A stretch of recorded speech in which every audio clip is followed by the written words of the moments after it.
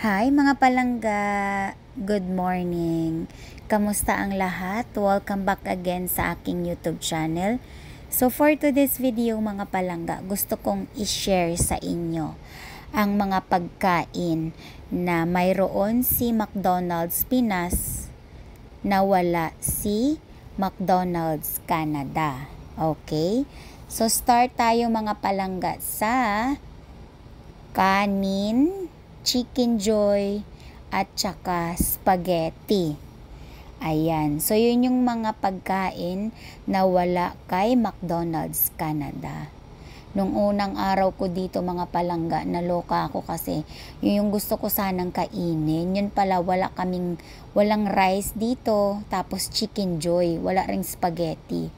May chicken kami pero hindi siya yung Chicken Joy talaga. Kumbaga, crispy chicken lang ang meron kami na nilalagay sa mga wraps. 'Di ba? Nakakamiss lang kumain ng ganun mga palangga.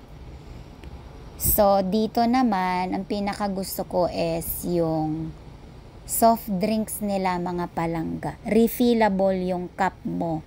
Ang soft drinks mo, unlimited. O, 'di ba? 'Yun naman ang kagandahan.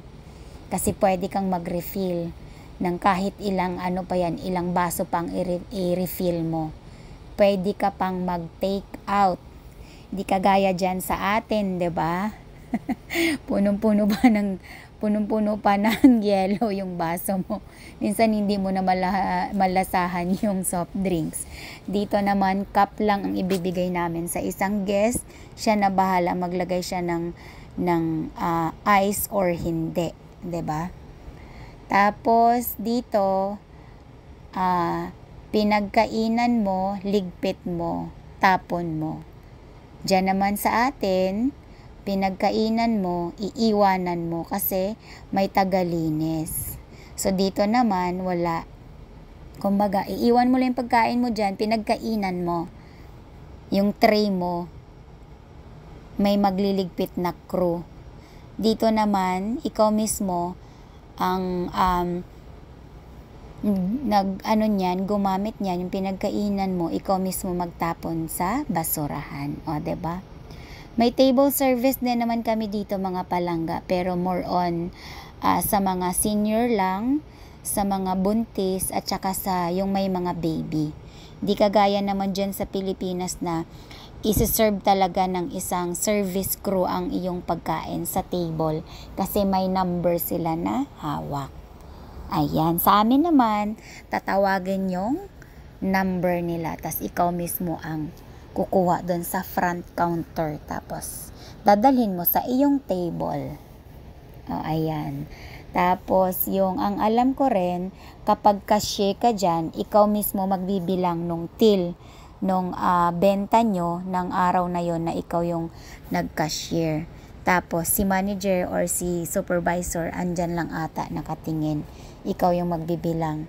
Tapos, pag short ka, parang alam ko, abunuhan mo or bayaran mo. Dito naman sa Canada, si manager mismo ang magbibilang ng till ng drawer nyo. So, kung may short man, okay lang yun, walang problema. Di mo naman kasalanan kung bakit na short. Kasi hindi lang din naman ikaw yung cashier. Kumbaga, salitan kayo. May ibang take order. So, hindi ikaw yung isa lang talaga na cashier doon mismo na naka-assign doon. Kasi sa Pilipinas, alam ko yung cashier lang talaga. So, ayan, yung mga bagay na pagkakaiba at saka pagkain dito sa McDonald's Canada at dyan sa McDonald's Pinas. Hindi ako nagtatrabaho dyan mga palangga sa Pilipinas as a service crew. Pero kahit papano may alam ako. So, dito lang talaga ako nagtrabaho as a service crew. So, yun yung gusto kong i-share sa inyo ngayon mga palangga. Ayan, thank you so much for watching. Sana meron kayong natutunan. Ayan, kung may gusto kayong itanong at saka gusto nyong i-upload ko na video, pwede naman kayong mag-suggest.